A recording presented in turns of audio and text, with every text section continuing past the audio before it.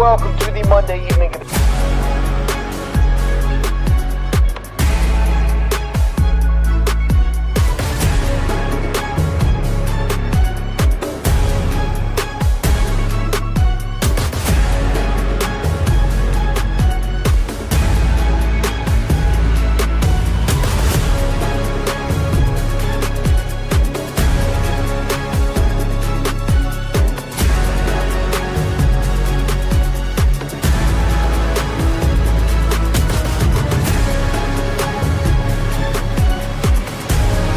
Love ball like I do.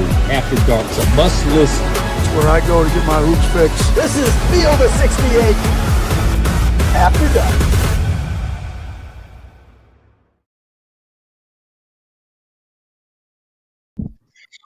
On this Wednesday night, January the 15th, 2025, we welcome you to the Field of 68 After Dark. I'm John Fanta. We get the coach's perspective from Matt McCall. We get the player's perspective from the Tar Heel legend, John Henson. Fellas, it is great to be with you tonight. And guys, we're not going to waste any time on this show this evening. We're going to get right to our special guest because the Iowa State Cyclones, in a top 10 showdown with Kansas, beat the Jayhawks 74-57. Iowa State is 15-1 on the year. The only one loss was to Auburn. There's no shame in that. And Curtis Jones went nuclear in the first half. He had 20 points in the opening 20 minutes. He ended up with 25. And Deshaun Jackson had 17 as TJ Otzelberger's team just keeps on winning. Curtis Jones is with us now from Ames. Curtis, thank you for joining us right off the top of the show. John Fanta, John Henson, Matt McCall. I'm going to start by asking you this. What does it mean? Look, Iowa State, Kansas. The brands speak for themselves. Kansas coming into Hilton. It's obviously a top 10 showdown in a big game. What's it mean to come out on top on this night? It means a lot. Winning, like I said, it's been kind of a lot of people have been talking about. I said winning is fun, and it really is. You know what I'm saying? I'm just so happy that we're winning these games. They're tough, but we got the team built for it, and I think that's what makes us special. Johnny. What's up, John, man? I wanted to ask you a question. So, was there a time in the off season or even during the season or a game where you kind of looked around or a situation happened where you was like, you know what, like, I think we're going to be pretty good this year? Yeah, for sure. Once we had all our transfer guys healthy in the offseason because that was coming off injury, so he didn't really practice to the end of the summer. But when he came in, it looked like it was going to get scary. He was just an amazing player. And Nate Heisey, he had great stretches. Dish had great stretches, and we knew what Brent was going to bring with that physicality. And then we had, the returners, obviously, who we had a pretty successful season last year. And when it's all mixed together, I had a pretty good feeling about it. Coach, I think we're not hearing Coach. Go ahead, Coach. Yes. So sorry, man. Curtis, you guys seem to just play the game the right way. The unselfishness, the ball moves. When you get down the lane and you find a teammate and the defense steps up and helps, you guys always dump it off or make the right play. Where does that unselfishness with your team come from? It comes from everybody just wanting to win. We know that's what it takes to win games. Not really no egos out there. So whatever the right play is, we're trying to make it. I think as a team, we got it pretty good assist to turnover ratio. Mine wasn't really good today. I'm kind of upset about that, but yeah, we just want to win for each other. We did a lot of hard things in the off season, and that brought us together. Curtis, let's talk about that because your player development's really impressive. I mean, you've gone from a guy who was averaging around 11 points per game to over 17 per game, 4 rebounds, close to 3 assists as well. What were the things? You just referred to them as hard. What were some of the challenges, the hard things that you did when nobody was watching, when the doors were closed, that you and this coaching staff worked on during the offseason? Yeah, I'll get into both, like me personally and us as a team. Me personally, it was kind of focusing on finishing around the rim better. I always kind of been a shooter, but I don't want to be labeled as a shooter. I just want to be labeled as a complete basketball player. So just trying to, work on all aspects of the game. that'll make me better and kind of hard to guard, to where you can't just run me off the line and I won't be effective. That was big. And then as a team, we got these workouts on the soccer field. That's pretty hard. And then we did this Navy SEAL thing for a few days, which was crazy. Wow. But, I mean, looking back at it, I can't say it didn't work. So proud of the guys, making it through that, everybody that made it through, and all the off-season things that we had to do besides that. Nah, that's Navy SEALs. That's tough. So what's it like playing for Coach? What's it like playing for Coach TJ, man? Like, what's his coaching style? How does it get you guys rallied? Like, how is it playing for a coach like that? It's great. He really knows how to bring guys together and have everybody play to their strengths, which ultimately, helps the team out. So, for me, it's obviously be aggressive and just make the right plays, but that's everybody. We got Brent setting amazing screens, Joshua playmaking at a high level, Keyshawn can do it all team, and the list goes on. I think that's what I respect and just love about TJ the most is how he's able to bring guys together and complement their strengths at a high level. Curtis, talk about the environment tonight. I mean, watching it on TV, we weren't in there, but you could still feel the energy from the crowd coming through the TV. I mean, how your adrenaline when you come through that tunnel and you're playing in front of a crowd like that, I mean, how important is that for you guys in the Big 12? Man, it's fun. I don't take these times for granted at all. I kind of appreciate, everything that the fans bring, that they give us. Even on the road, they come. It's big, man. I really appreciate them. It got loud in there a few times a day for sure. We made some impressive plays, and I think the fans really appreciate that. Or on defense, when it gets into that little 5 seconds, when the other team got 5 seconds left, the crowd gets really into it, and I think it might intimidate the other team a little bit sometimes. Curtis, I'm going to go rapid fire with you here. All right, what's Good. Curtis Jones' hidden talent or hobby? Oh, I'll say a hobby is I like to go fishing. Me, Key, and a couple people on the staff are doing that a lot in the summer and the spring. What do you catch? We was catching bass a lot. I caught a decent size one of them days, and it was fun. It was good times. Henson, you're a Look, fisherman, right? I just bought a bass boat. I'm for real deal. So you in Tampa, just hit me. We will go out, dog. So just let me know. Henson got a bass boat. Let's go. Bass boat. Oh, Yeah, you know what I'm saying? Yeah, I'm a fisherman, so yeah. Yeah, we can make something happen for sure. That's what I'm talking about right there. What if you could go to dinner with any three people, living, dead, whoever, all time? Give us the Curtis Jones dinner. Curtis Jones dinner. I got two off the top of my head. I just thought of the first one was LeBron, easy. Big LeBron fan, and then just to throw a wild one out there, David Ruffin from the Temptations. Big fan of him. He no longer with us, but I'm a big fan of his music, his voice. And the third one, man, there's so many people.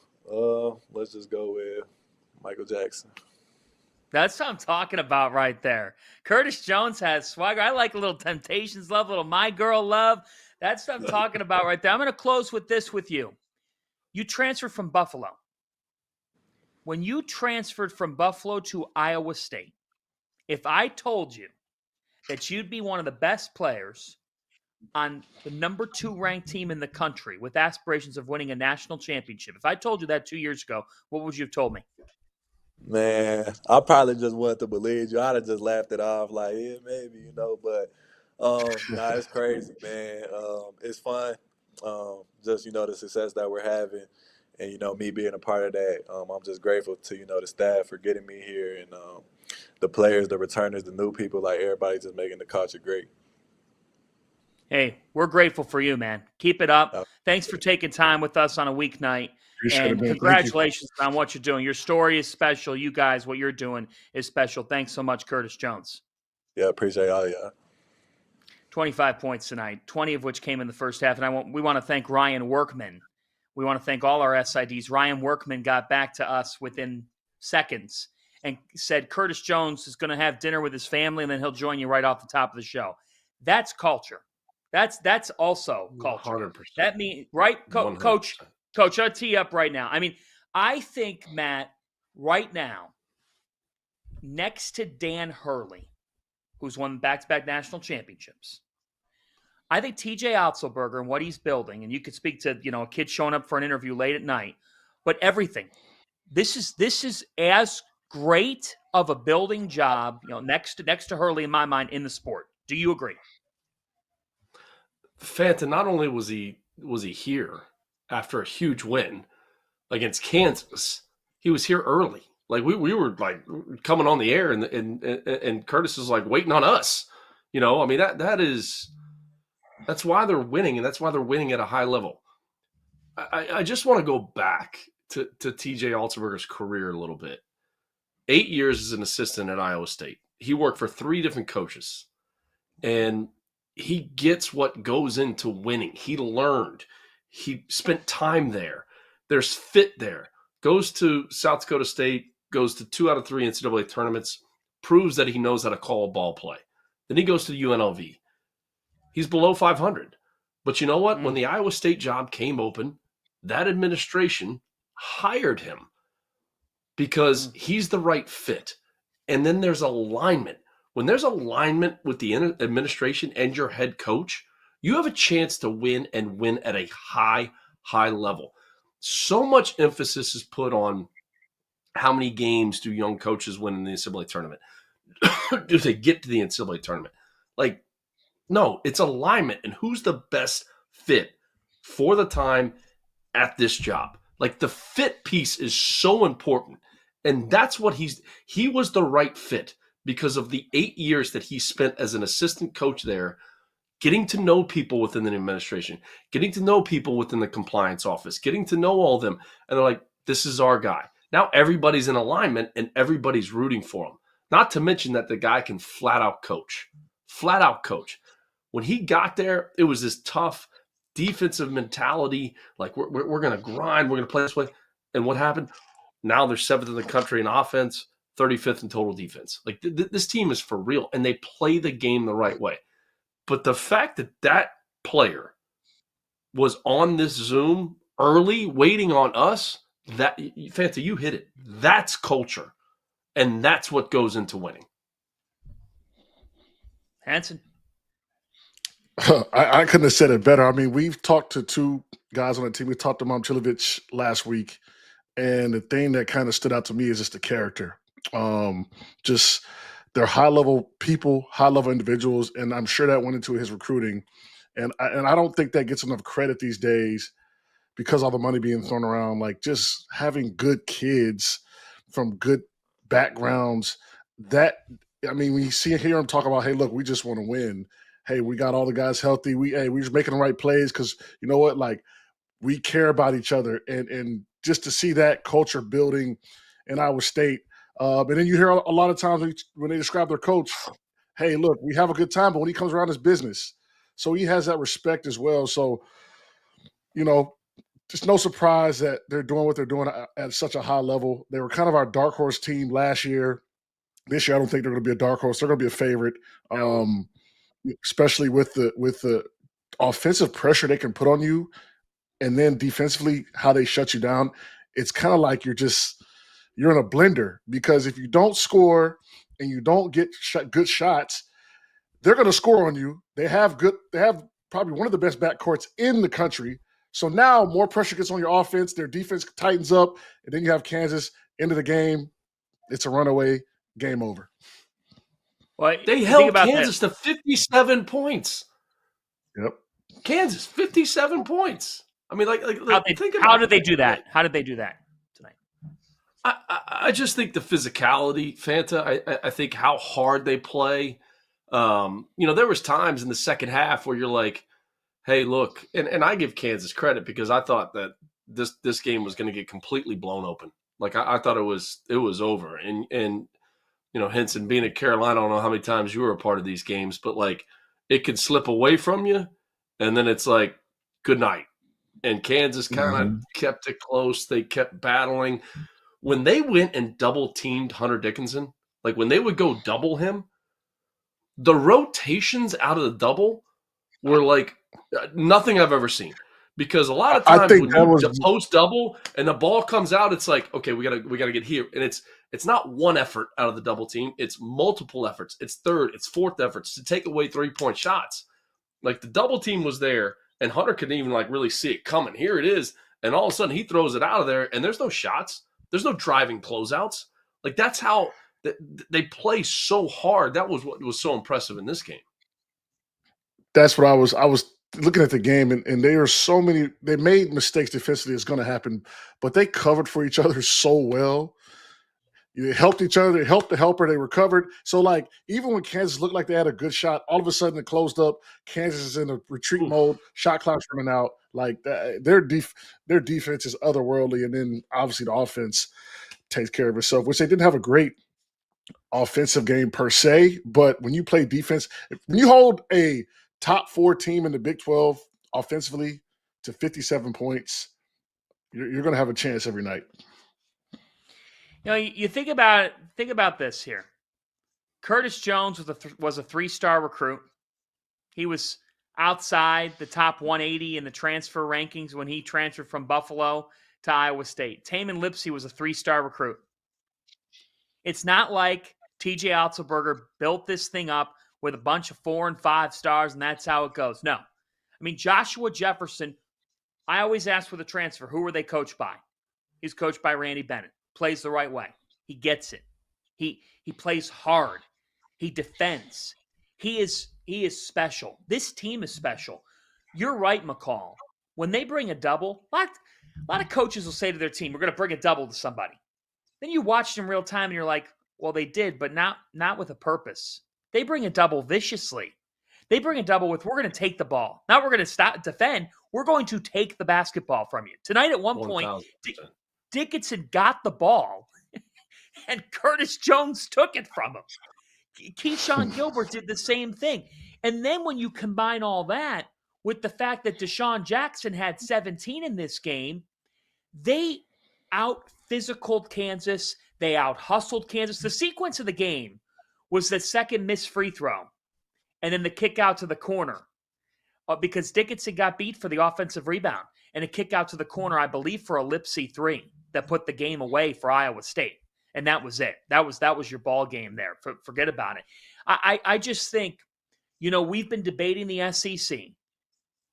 We've been talking about Duke quite a bit, and we should. But America, know this. If you say, well, Iowa State's number 2, but I don't know about them winning the national championship because they're always good defensively. Yeah, they are good defensively, McCall. But this year, they're more dynamic Top 10 in offensively. offense. Top 10. That's it. Top 10 in the country. They have one loss. Their only loss is to the number 1 team in the country by 1 possession. Like, think about that.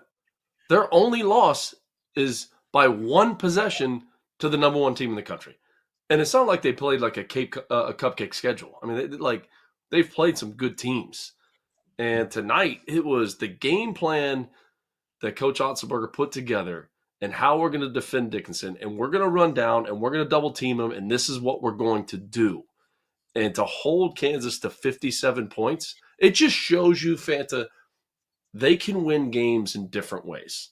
They can win games scoring 80 to 90 points, or they can win games in the 50s and 60s. And that's what you have to be able to do. To be able to win a national championship, to make a deep run in March, you have to be able to win games multiple ways. You can't just do things one way. Look, we're going to get in a dogfight where shots aren't going in. Can we win the 60s? Can we win in the 50s? Can we do that? Can we rely on our defense? Yeah, they can. Oh, can we get in a shootout and play the games in the 80s and 90s? Yeah, they can. So they are a legit threat to win this whole thing. No question about it. John, I got about a minute here. I think I've asked you this before. But I can't help but watch Kansas and think, I just don't see it. And I thought we would be talking about them to go on that team run. And I know they were ranked in the top 10. But I did not have them in mind. And I just don't see that edge. Like, what would you say to these guys? What do you think of Kansas overall right now? What do you think of Hunter Dickinson and where they're at?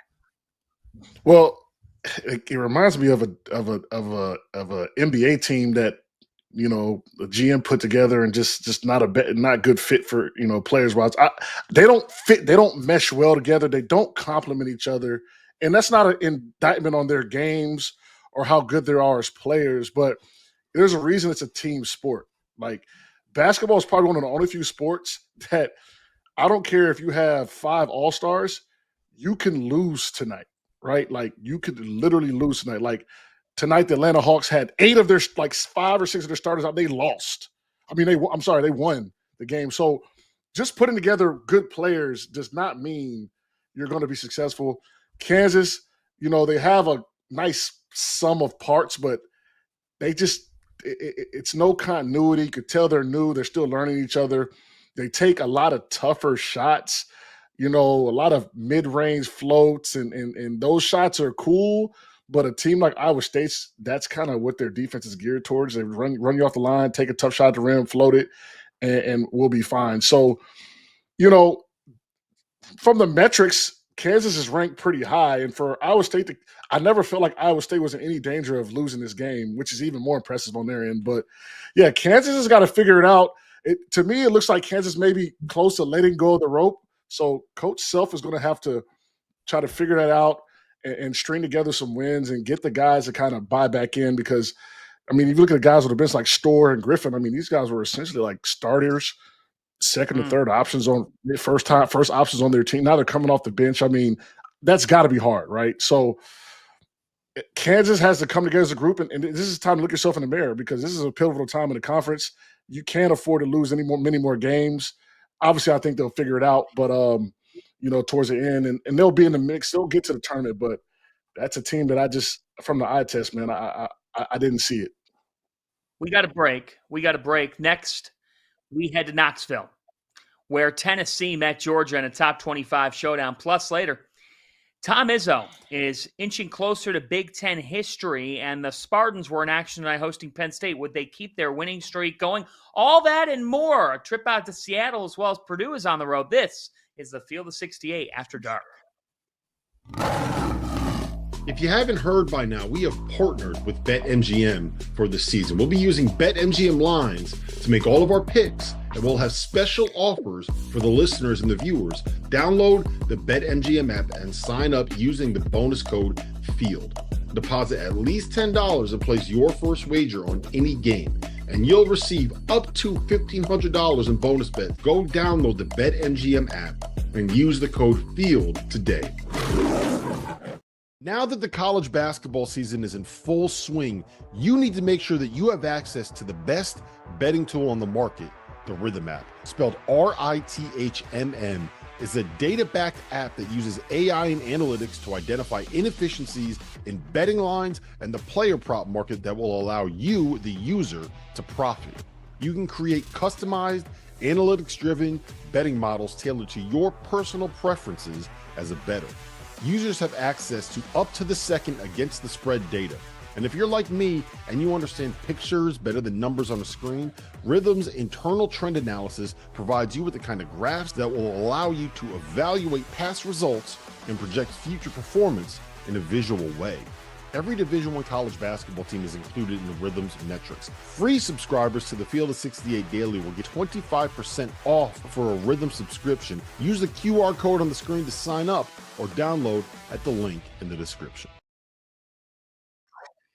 Welcome back to the Field of 68 After Dark on this Wednesday night. So last week, Tennessee gets their doors blown off in Gainesville. They were due for a bad night, and it went about as bad as you could think.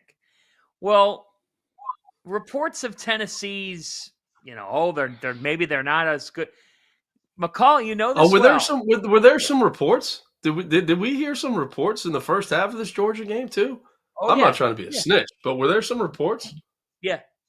By the way, I had Florida fans in my mentions. You know who you are, telling me to go to hell for putting you behind Tennessee, despite you beating Tennessee. This is why. Tonight, to me, is why. Tennessee drops Georgia 74-56. They outscored Georgia in the second half 49-30.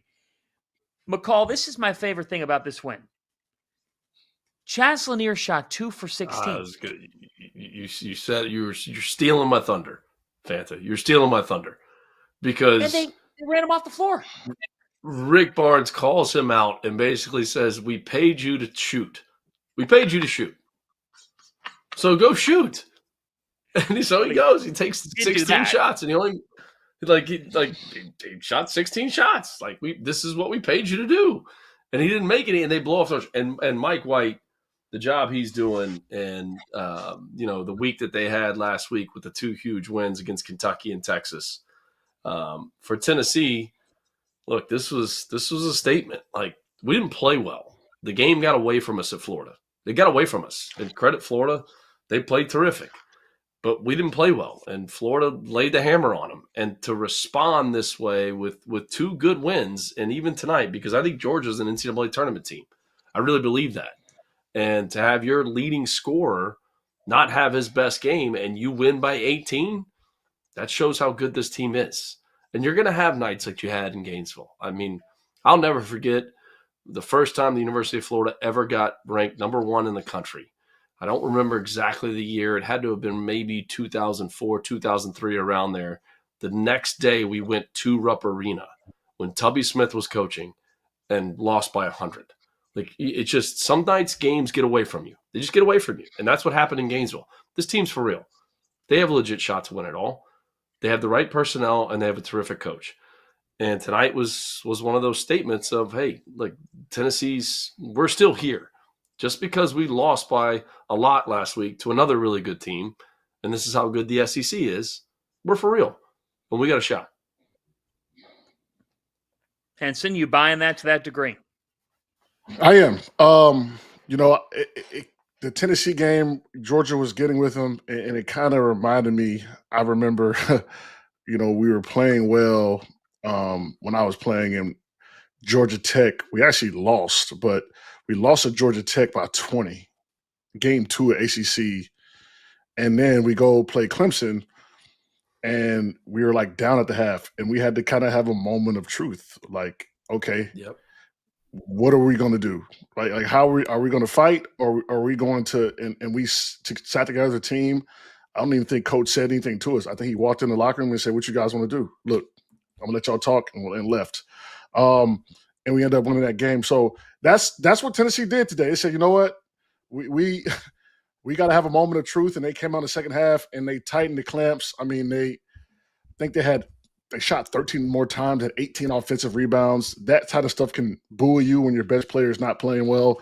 And they showed their championship medal today and why they are a contender. The Florida game was one of those games. It happens. 18-year-old kids, you're in college. You're going to have a bad game. You throw that in the trash. You say that's not us, and you move on. And I think that's what Tennessee has done. Tennessee, under Rick Barnes, takes what you are best at offensively, and they make it a nightmare for the most part. And I thought tonight in the second half, they made Georgia not look forward to playing offense. I mean, that's what Georgia looked like when they were bringing the ball up the floor at the end of the game. And you only had second half, Fanta. They scored 26 points in the first half. It's true. The second half, true. it was from the tip. From the tip. And that's what stands out to me, I think, about this Tennessee team is that, I thought Jordan Gainey, who was the hero back at Illinois, he showed his microwave ability tonight in this game. 19 points. He got red hot in the second half. They get double figures from Cade Phillips, who steps up, gives them a little something. And Zakai, I mean, I think McCall, that's just it. Like, through the years, it feels like Zakai Ziegler has become this we take him for granted guard nationally. And he's just 100%. He's such a steadying presence for the Vols. And not to mention the injury that he came off of, right? Like to return last year and, early in the season when he wasn't playing great or moving great, everyone's like, I don't know if he can get back to the player that he was before he got hurt. And we take complete advantage of him. To see what he did, 16.7 assists tonight was truly impressive. And he's just so steady. He never seems to get rattled in tight games and close games or blowouts, whatever it may be. He's the same player, and that's, look, Chaz Lanier leads him in scoring. and he's terrific, and he didn't have his best stuff tonight. And, Jordan Gainey to be able to come off the bench and give them that lift of 19 points. But Zakai's the guy. I mean, he is their rock, and he is going to be the reason that they make a deep run in March if they do, because of how steady he is as a guard. Let's turn to the Big Ten. We go to East Lansing. Michigan State beats Penn State 90-85. The Spartans have won 10 in a row, John Henson. It's their longest winning streak since 2018. And get this, Tom Izzo now has 349 Big Ten wins. He is 4 shy of Bob Knight's all-time Big Ten wins record. Sparty put up 90. That to me, Henson, is what's interesting here. They look like Izzo's vintage teams with their ability to get up the floor. The Spartans now 15-2 on the year. I mean, 15-2. What do you make of Michigan State? Shout out to my Tar Heels getting them boys jump started. You know what I'm saying? That was the first win of their victory. So we're gonna take a little credit for that. But they're looking like they're clicking on all cylinders. They look like everyone has defined roles. They're pushing the ball, they're scoring, they're defending. I love the bigs they have, how they play off each other. We're gonna see the 19th? Yeah, we're gonna see the 19th. They play Illinois. If this team is legit, right? We're gonna see if all the games they've won, it's gonna come to this kind of moment of, can they put it together and beat a big time team? And I think they'll be up for the task to beat this Illinois team. But yeah, they're sitting, they're starting to separate themselves from the standings in the Big Ten. And tonight they looked really good. The last few games they looked really good. Even in Northwestern, I mean, they put it on in the first half. I mean, they looked amazing. So I'm excited to see what they do against a team that's going to come for blood. That's won a few games by 30 plus the last couple of games. That's going to be a fun one to watch. I think this Penn State team is good, and this is how good the Big Ten is. They've dropped four straight. I mean, it's like, I know you blink, and 2 weeks ago you're looking at Penn State and you're thinking, are they in the top tier of the Big Ten? And now you're like, I don't know, but no, I think they're good. And to go out there and have 20 assists and score 85 points, if you're Mike Rhodes, you're scratching your head a little bit because, obviously his teams have always been able to defend. And whether he was at VCU or Rice, that's what they hung their hat on. But Michigan State, 24 assists.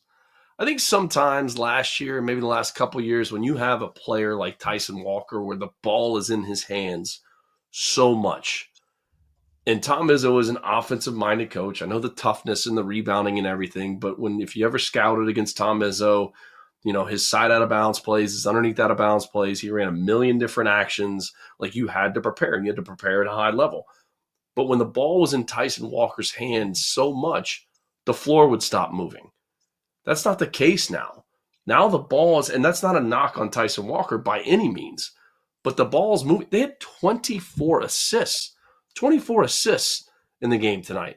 So I think offensively there's a little bit more of a flow to this team than maybe the last couple years. But Izzo's still over there. He's still watching film more than any coach in the entire country. He's still breaking it down. He's still preparing.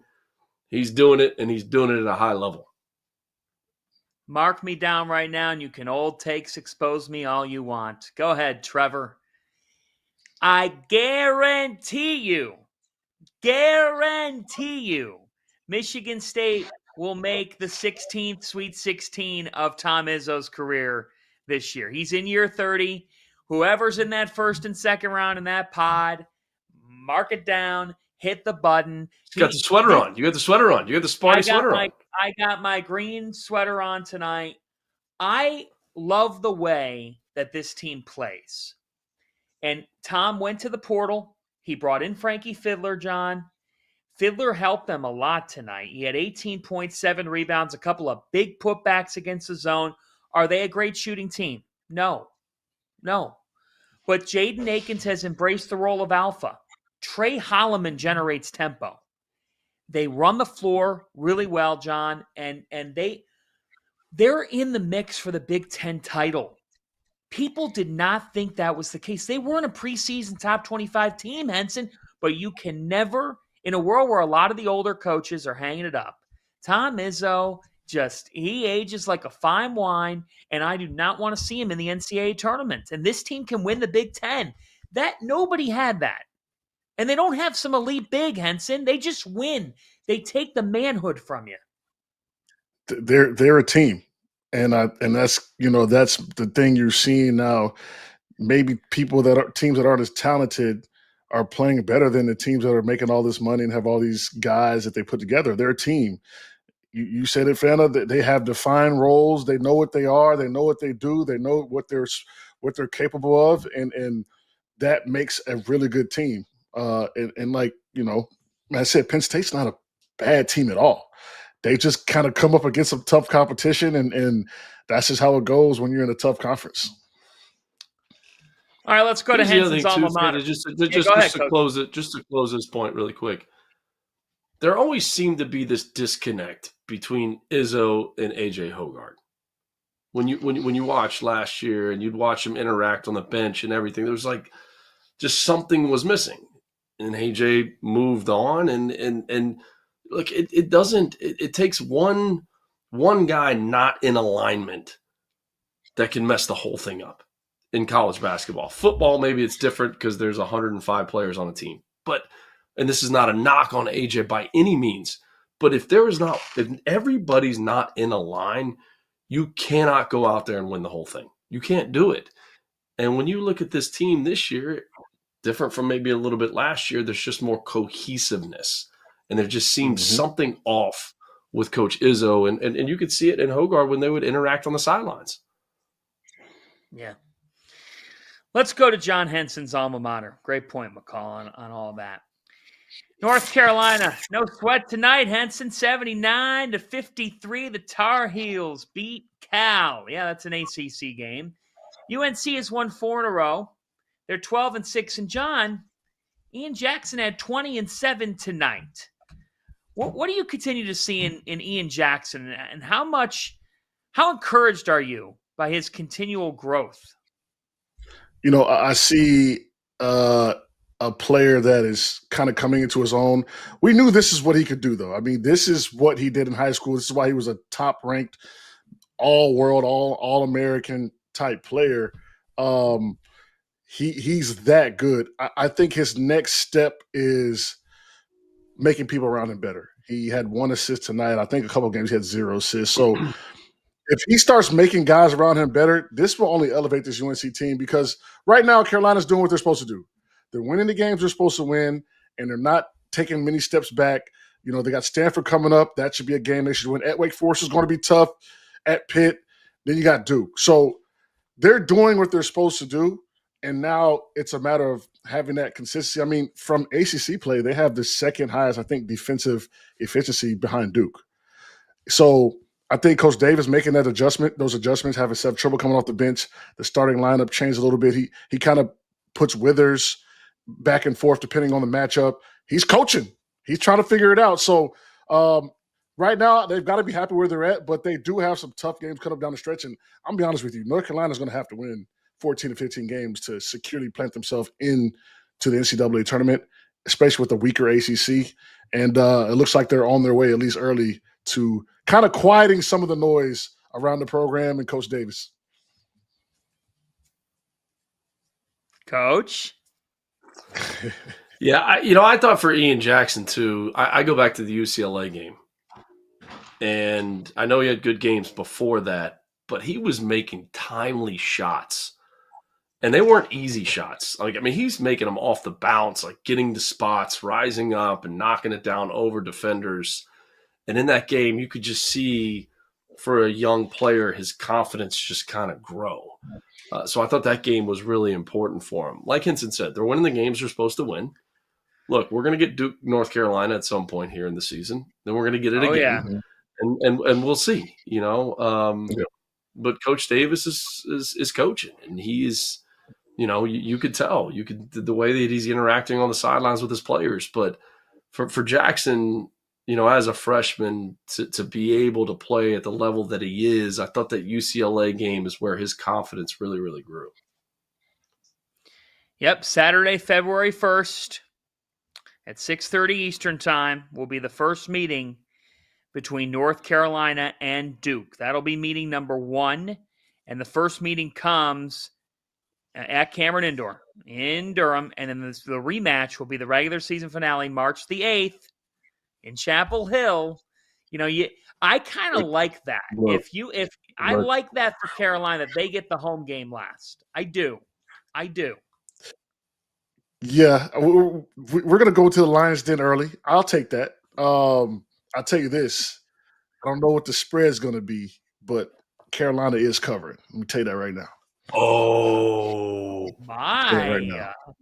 What is going on the probably show? We got Fanta guaranteeing that closer. Michigan State's going to the Sweet 16, and now we got Henson guaranteeing that his alma mater is covering the spread in the first Duke matchup. Yeah, Wow! I pray they put an 8 or higher on that thing. I think just going to stamp Florida in the Final Four. Should I just do that right now? Just stamp my alma mater in the Final Four. Should I just do that? Their Final Four potential. I mean, you saw what they did to Tennessee. They shredded them. Yeah. We'll get maybe a thought on Florida from last night from Coach on what he saw and much more. This is the Field of 68 After Dark.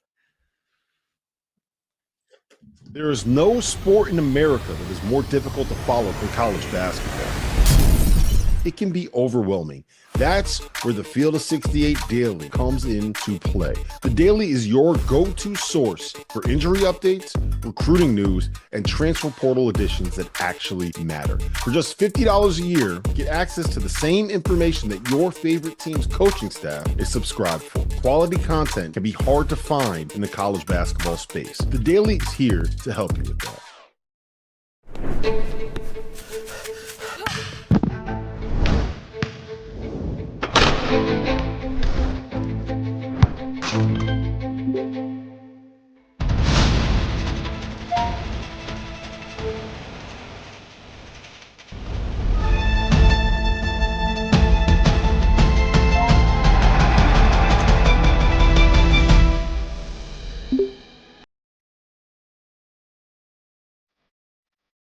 Would you be surprised to find out that the Field of 68 is home to more than 35 podcasts? More than 25 team-specific podcasts that are hosted by the people that know what fans want the most. The Goodman and Hummel podcast, the DTF podcast, the A10 Insider podcast, and the Mountain West podcast. But wait, there's even more. The Field of 68 will be launching the ACC Insider podcast this year. Subscribe to this channel and come along for the ride. Welcome back to the Field of 68 After Dark. John Fanta, John Henson, Matt McCall with you. Let's go to Seattle. Purdue really struggled out west in the first half. They were down 30-22 in this game out at Washington. Washington might only be 10-8, but Danny Sprinkle, it's year one. It's year one, and you're going to go through some stuff. You're in a brand new conference. You got a brand new job. But Purdue outscores Washington 47-28. In the second half. And now the Boilermakers, they've been unbeaten in January. They're 5-0 in this month. They have won 6 in a row since the drubbing that they took to Auburn. You credit them for playing that game. Trey Kaufman ran with 19-6. Braden Smith with 17.6 rebounds, 5 assists. Was it the prettiest game, McCall? No. Purdue only shot 3 for 13 from 3, but they win it by double figures. They've got Oregon this weekend. When we're talking about the Big Ten, I feel like we've been giving Michigan a lot of credit, Illinois a lot of credit, Michigan State a lot of credit, and I think it's important for people to remember Purdue's still there, and they have a first team All-American caliber player in Braden Smith. What do you think? Yeah, I couldn't agree with you more, and I've been saying it. I mean, I said it on our Hot Take show when we were doing it live from ACC Media Day. Like, I get it. The back-to-back National Player of the Year's gone. Maybe they take a little bit of a step back, but they're still going to be right there in the fight because Matt Painter's a really, really good coach. And they have 2 guards on their team that took a lot of heat 2 years ago for getting knocked out in the first round of the NCAA tournament. It's interesting when you think about it. I don't know about you guys. I'd love to get your take. I'm looking at these teams and I'm like, okay, when these Big Ten teams have to go out west, just get a split. We saw Michigan go out there. We saw them win 2. We saw Illinois go out there. We saw them win 2. We saw Maryland go out there. We saw them not win a game. It's like, if you can just go out there and get one, maybe we should talk more about the West Coast teams coming to the East and like just got to get a split. But it seems like somehow we're always talking about the teams that are having to go out to the West Coast and play these games because it's difficult, it's travel, there's time change, everything like that. And maybe there's an adjustment and you're not going to play great in the first half. Just find a way to win the game. And that's what Purdue did. And that's what good teams do. They find a way to win the game. And you said it, Danny Sprinkle, year one, he's got a great, terrific player and great Asabor. That they're going to be a good team moving forward, but Purdue found a way to win the game. That's the most important thing. Nothing else matters. Now they got a couple days, they got to get ready for Oregon, but these West Coast trips that we don't talk about the West Coast teams coming to the East enough, in my opinion, but these teams going out there find a way to get one, and that's what Purdue did. Henson, thoughts I on agree. Purdue? How good are they? I mean, you look at the losses: Marquette at Penn State, which isn't a terrible loss by any means, A&M and Auburn. So it's not like they're sitting there just dropping games and we're just like, oh my goodness, like these are tough losses. And Coach Call's got a good point. Listen, when I played in the NBA, going out west on getting out of our Mercedes Benzes and flying on these private jets, and all we had to do was focus on basketball, no school, none of that study hall, and just we're staying at the Four Seasons. Like, we still struggle sometimes. And so that's I can't imagine flying out. Like, I never flew out west when I played in college, but that would be hell, man. Like, because you got to come back and then you got to go to class, right? So, like, when you come back and you're professional, you just go to sleep, take a nap, get some recovery, get in the hot tub. It doesn't work like that for college. So for Purdue to go out west and win this first one and get the first one under your belt, I think that's the biggest thing on a West Coast trip is just getting that first one under your belt, maybe getting the win.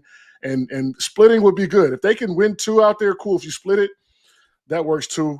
Gotta take that professional model when you're going across the country because it's tough. Like you've seen Stanford in the ACC. I mean, they haven't gotten close to winning the game coming out to the East. So credit to Purdue. They're a really good team. Kind of under the radar, but please believe if they go out there and they beat Oregon, they'll be right back in our conversations. They'll be right back on the radar as far as the national public of people talking about them, without Zach Edey. Yeah, I agree with that. And I think the other thing is, Coach, how about the development of Trey Kaufman-Renn? I heard on the broadcast tonight, Matt Painter told the crew, he's like, well, yeah, you're going to get more opportunities with Zach Edey gone, but you also as a player have to be able to raise everything that you're doing. And TKR, when we're talking about leaps and improvements in the Big Ten, I don't think anybody's taken the leap that he's taken for this Purdue program. He's also been there for 3 years. I would hate playing against him. I would hate you playing against him. That's a guy. It's tough. Like he stayed. Like he didn't jump ship. He didn't jump in the portal and say, "Hey, look, I'm out of here. I'm not doing this. I'm going somewhere else." No, I'm going to stick to this process, this development process. I'm going to wait my turn. That to me is why he's having success. He knows the system. He knows the style. He knows what his head coach wants. It's great to see. We need to see more of that. And I get it. I mean, I get the portal, and if it's not going well for you, let me go here. Let me see if it works better here, or if this is a better fit for me, or style of play, or NIL, whatever it may be. But there's still some of these guys that are like, no, made this decision. This is where I'm going. I'm going to wait my turn. I'm going to wait my opportunity. And when I get it, I'm going to make the most of it. If Purdue can win. Miss the old days. Miss the old days, Coach. You're not the only one. You're not the only one. I mean, there's a lot of coaches who are thinking that way right now. If not all of them in some way, shape, or form, because it's changed. It's different.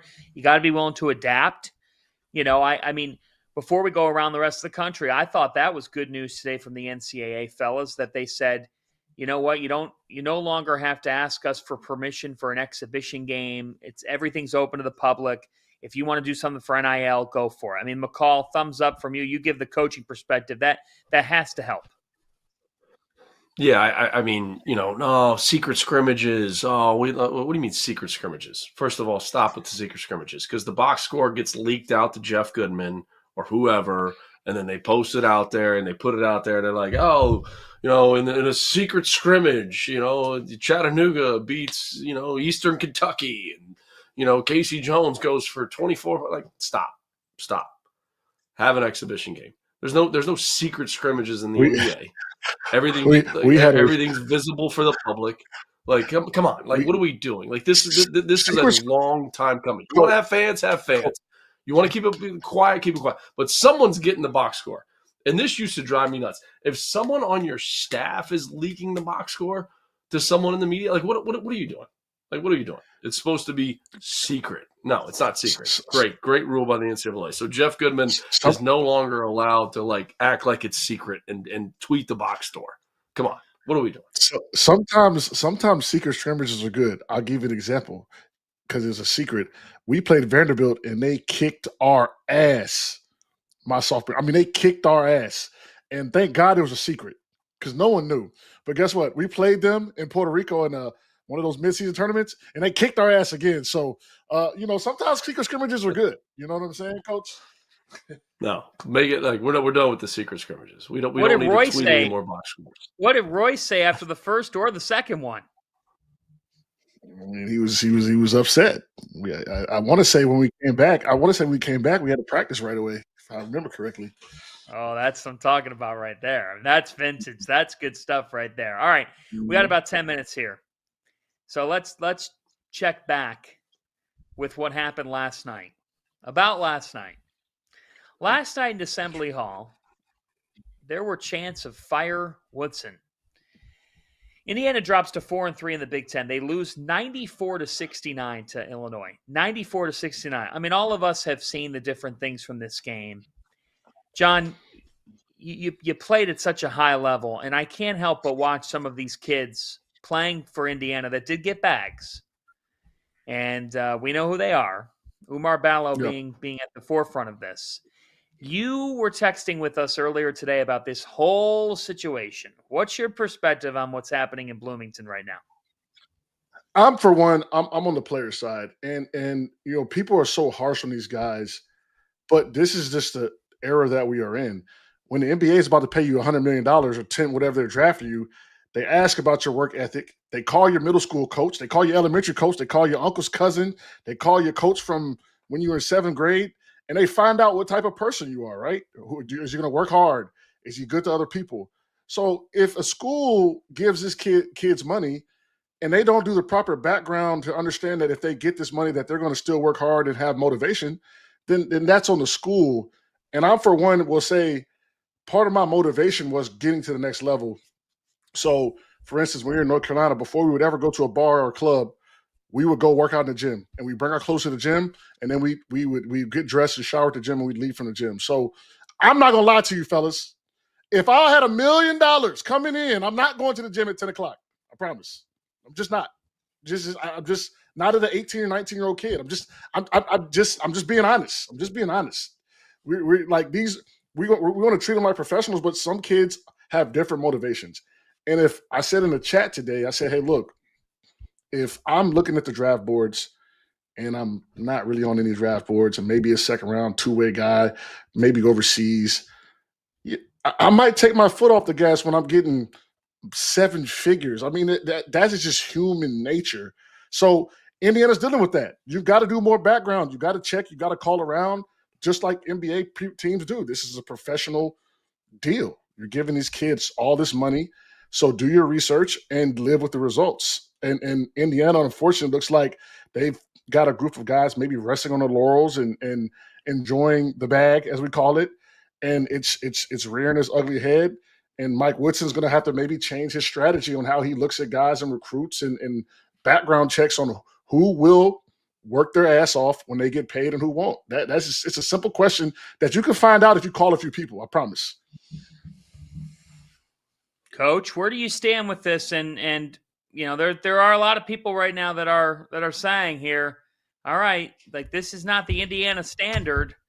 And you got fans chanting what they chant. What would you do if you were in this staff's shoes? How would you handle all this?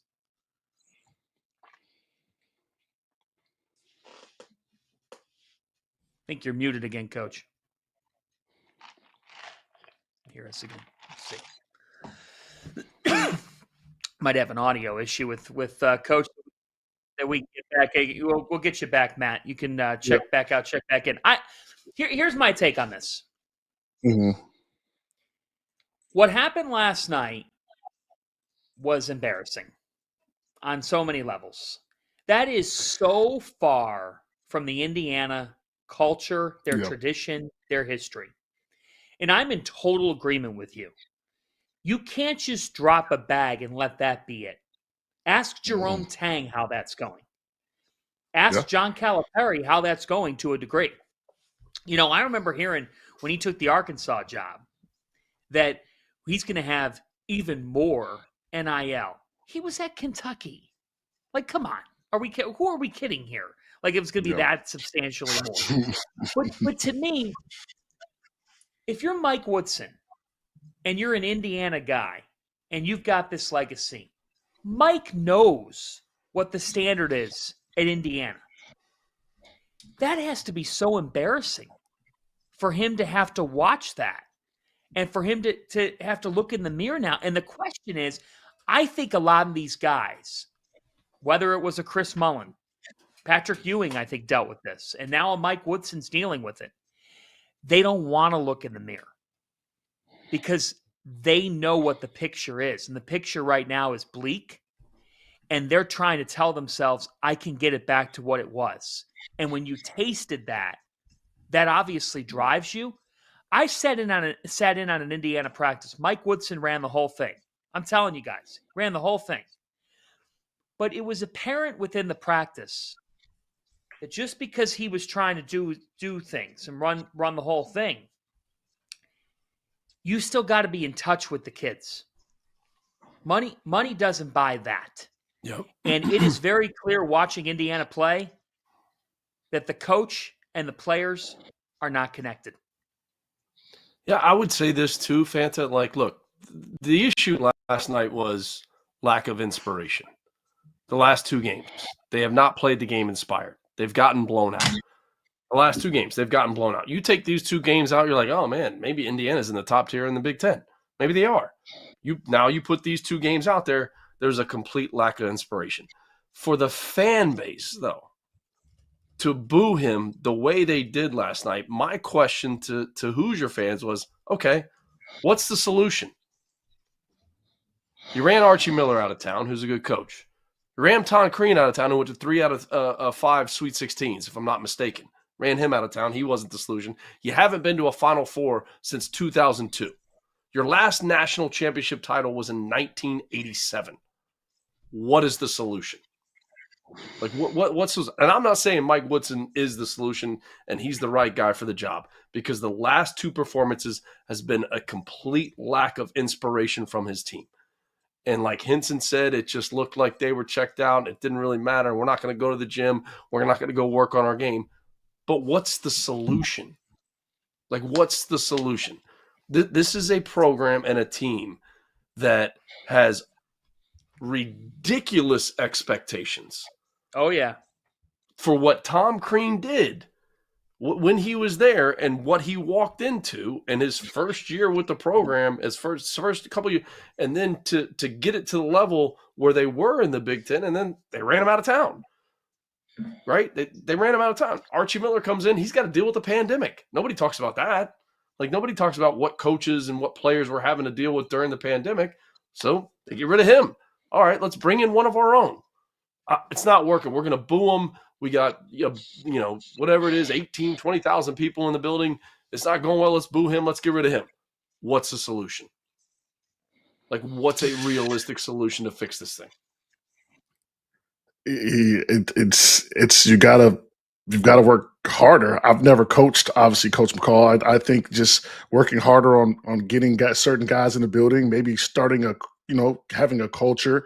Because like I said, it looks like they've let go of the rope and there's nobody to hold each other accountable. Well, I ain't been here. I'm going to be leaving next year. Well, I don't care about Indiana. I spent 3 years here. I spent 4 years here. And so, we used to have a thing where at Carolina, even when I played, man, if we played a certain way, we would get text messages from former guys like, do you know what you're wearing across your chest? Like, don't you ever go out there and perform. Like, do you know the names that you are representing? So that right there, I don't think is happening, and that could have a trickle-down effect and a snowball effect, and it's why you lose by 30 to a team that you should be competing with, not getting steamrolled over. And as far as the NIL, the two highest salary teams in the NBA are the Suns and the Timberwolves, and they're fighting for play-in spots, right? So money Well does not said. solve everything. Money doesn't Well solve everything. said. So you've got to work hard to get the right guys in the building, and everything will take care of itself. And then you look at the team that we started the night with. And Taman Lipsy, who was the 29th rated guard 1,000%. in the entire class. And Curtis Jones is outside the top 180 in the 24/7 Sports Transfer Rankings, came from the Mid-American Conference. If you don't get guys who work and who want to put in the 100%. work, I don't care how much green you have. The name on your jersey matters, not the numbers on your account and routing. 100%. For sure. 100%. And those that can matter. But it's like we always say, and it's what I do now, Henson and Coach. You know, I don't love doing the lists because I think you always leave somebody off. But I can tell you guys, when I'm deciding on who's going to be where, team success breeds individual success. Yeah, 100%. The Coach Williams used to say the winners get the awards and the rewards, and that's all he used to tell us. And he's right. Wasn't the only thing that he told you, but that's how he got us to buy in. He said, "Listen, you guys win, everybody eats. If you don't win, we all lose. So y'all figure it out. Y'all want to score? Play faster. Like, it's simple." It's true. It's simple, but it's not easy to accomplish. You're right. Without bringing the same mentality every single day. All right, toast of the night. Toast of the night here. Whoever wants to go first, if you got one that's jumping out. You know what? I'm going to go first. I'm going to go first and go a little bit off the beaten path. And I am going to go with head coach Danielle Robinson and my Cleveland State University Vikings. The Vikes have won 9 in a row. They are atop the Horizon League at 7-1. Look, Dennis Gates did a great job. Once upon a time, Gary Waters and Cleveland State went down to Miami and beat Wake Forest in a first-round NCAA tournament game. I have not forgotten that game. And the Vikings, Norris Cole was phenomenal in that game. The Vikings have won 9 in a row. They're 7-1 in the league. They win again tonight. They beat Northern Kentucky. And Taj Stavetsky goes for 20 points in the victory. Shout out to the Vikings. You're playing great basketball. Coach Robinson's done a terrific job. They're defending at a high level. They got enough balance tonight. They got 13 off the bench from Chase Robinson. Really good win. CSU, I'm in my Cleveland State green tonight. A toast to Cleveland State. I thought it was Michigan State green. I thought it was Michigan State. It can take on different teams, Coach McCall. It could take a lot of green. It's a lot of green. Coach, give us your toast. I'm going to LaSalle Explorers. Fran Dunphy, man. They go on the road. They make a buzzer beater against St. Bonaventure over the weekend, and they turn around and go back to Tom Gola Arena and knock off Davidson, who Matt McKillop with Davidson and the Wildcats are having a good season. But Coach Dumpf, man, he's back at his alma mater. He's still doing it. He's still winning games. Coach Dumpf, man. Cheers to the night to you. You know what? I'm with you on that. Coach Dunphy is 76, and he is still humming along, winning ball games. Good for him. And is the nicest guy in college basketball outside of Donnie Jones. The nicest guy in college basketball outside of Donnie Jones at Stetson. He's a very kind man. He walked up to me before his first season at A10 Media Day when we were live from there, and I had we were having lunch, and he goes, "Can I sit next to you?" I go, "Coach, you're a legend. You can, of course." He sits down and we wrap up our conversation, and he turns to me and he goes, "I just need you to do one thing this season." I go, "What's that?" He goes, "Pray." I go, "Pray?" I said, "I'm a man of faith." He goes, "Yeah, please pray for me." He's the best. He goes, Love I'm, that for him. He's he the goes, best. I'm 75. He goes, I'm 75, and I don't know what the hell I'm doing. No, Coach, you do. Nice win. Henson. First thing, shout out to my guy Jay Shunar, who was with the Cavs when I was with the Cavs. He's at Cleveland State. That's my guy. Love Jay. My Love toast, Jay. my toast is going to go to Zakai Ziegler, all-time leader in steals in Tennessee history. Way to put your name in the record books. They can't erase it. Cheers to him. Cheers to Sakai Ziegler. He is phenomenal. Cheers to Boopy Miller. SMU at the buzzer tonight. They beat Virginia. Very nice win there for SMU. And here late night, last update we'll give you UNLV, Utah State, 32-30 UNLV up at the half. That's on CBS Sports Network for the real junkies out there. Less than 6 minutes to play. Texas 62, Oklahoma 57. A game that both teams really need. Texas was up big. Oklahoma 0-3 in the SEC. Texas 0-3 in the SEC. Only one of them can get a win by the end of the night. For Matt McCall, for John Henson, this is John Fanta saying so long, everybody, and thanks for watching After Dark.